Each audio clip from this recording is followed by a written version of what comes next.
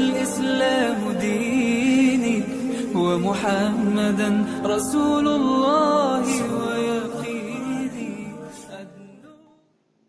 بسم اللہ الرحمن الرحیم. السلام علیکم دوستو، میں ہوں حماد صادق اور آپ دیکھ رہے ہیں تاریخ اسلام یوٹیوب چینل. دوستو، حضرت یوسف علیہ السلام کے جیل کے ساتھیوں نے جب آپ علیہ السلام کو اپنا اپنا خواب سنایا تو آپ علیہ السلام نے موقع کو غنیمت سمجھتے ہوئے انہیں اللہ تعالیٰ کی توحید اور دین کی باتیں سمجھائیں. اس کے بعد ان میں سے ہر ایک کو اس کے خواب کی تعبیر بتائی. اللہ تعالیٰ قرآن مجید میں ارشاد فرماتے ہیں، یوسف نے کہا تمہیں جو کھانا یہاں ملتا ہے اس کے آنے سے پہلے ہی میں تمہیں ان خوابوں کی تعبیر بتا دوں گا. یہ سب اس علم کی بدولت ہے جو مجھے میرے رب نے سکھایا ہے. بے شک میں نے ان لوگوں کا دین چھوڑ دیا ہے جو اللہ پر ایمان نہیں رکھتے اور آخرت کا بھی انکار کرتے ہیں. میں تو اپنے باپ دادا یعنی ابراہیم، اسحاق اور یعقوب کے دین کا پیروکار ہوں. ہمارے لیے یہ جائز نہیں کہ ہم اللہ کے سوا کسی اور کو بھی شریک کریں. یہ ہم پر اور ان لوگوں پر اللہ کا خاص فضل ہے، لیکن اکثر لوگ ناشکری کرتے ہیں. اے میرے قید خانہ کے ساتھیوں، تم خود ہی سوچو، کیا مختلف معبود بہتر ہیں یا ایک اللہ جو سب پر غالب ہے؟ اس کے سوا تم جن معبودوں کی عبادت کرتے ہو وہ تو صرف چند نام ہی ہیں جو تم نے اور تمہارے باپ دادا نے خود ہی رکھ لیے ہیں. اللہ نے ان کی عبادت کی کوئی دلیل نازل نہیں فرمائی. تابداری صرف اللہ ہی کی ہے. اس نے حکم دیا ہے کہ تم سب صرف اسی کی عبادت کرو. یہی صحیح دین ہے، لیکن اکثر لوگ یہ بات نہیں جانتے.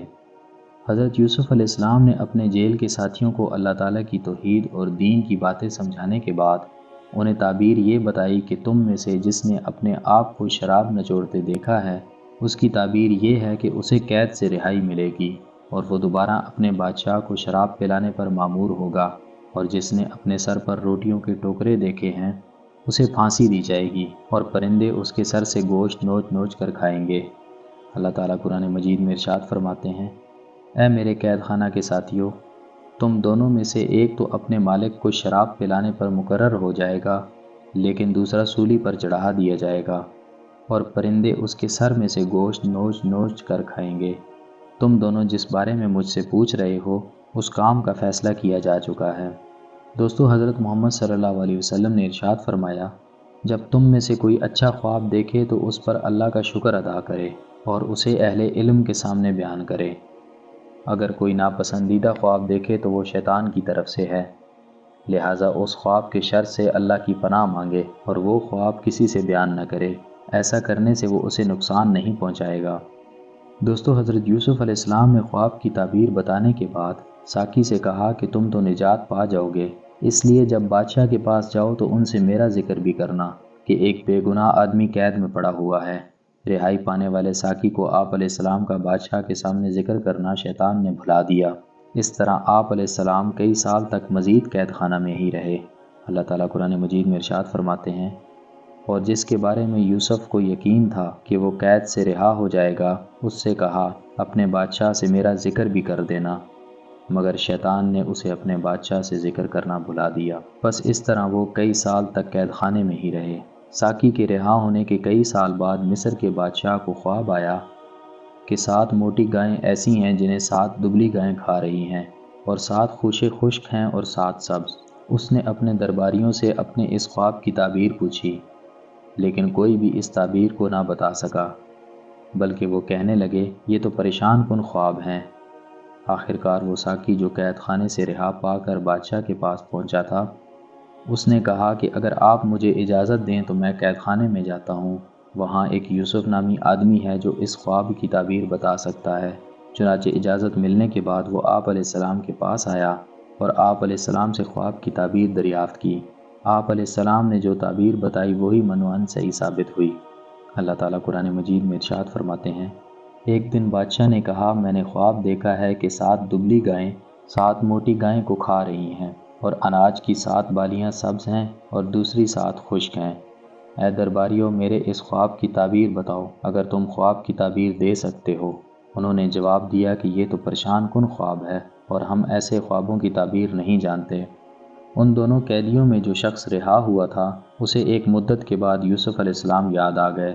وہ کہنے لگا میں تمہیں اس کی تعبیر بتلا دوں گا، لہٰذا مجھے قید خانے جانے کی اجازت دیجیے. اس نے جا کر کہا، اے بہت ہی سچے یوسف، آپ ہمیں اس خواب کی تعبیر بتائیں کہ 7 موٹی گائیں ہیں جنہیں 7 دبلی گائیں کھا رہی ہیں، اور 7 سبز خوشے ہیں اور 7 خشک ہیں، تاکہ میں واپس جا کر ان لوگوں سے کہوں شاید وہ آپ کی قدر و منزلت جان لیں۔ یوسف علیہ السلام نے جواب دیا کہ تم 7 سال تک لگاتار کھیتی باڑی کرتے رہو، اور اس دوران تم جو فصلیں کاٹو ان کے اناج کو بالیوں میں ہی رہنے دینا تاکہ وہ محفوظ رہیں، سوائے اس تھوڑی سی مقدار کے جو تم کھاؤ گے۔ پھر اس کے بعد 7 سال تک نہایت سخت قحط آئے گا، اس زمانے میں وہ غلہ کھا لیا جائے گا جو تم نے ان 7 سالوں کے لیے ذخیرہ کیا تھا، سوائے اس تھوڑے سے غلے کے جو تم بیج کے لیے روک رکھتے ہو۔ پھر اس کے بعد جو سال آئے گا ان میں لوگوں پر خوب بارش ہوگی، اور اس سال وہ پھلوں کا رس خوب نچوڑیں گے۔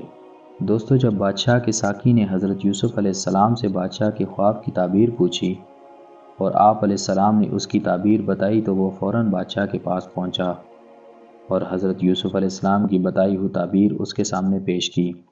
خواب کی تعبیر معلوم ہونے پر بادشاہ بڑا خوش ہوا اور حضرت یوسف علیہ السلام کو اپنے خاص وزراء میں شامل کرنے کے لیے اپنے پاس لانے کا حکم دیا۔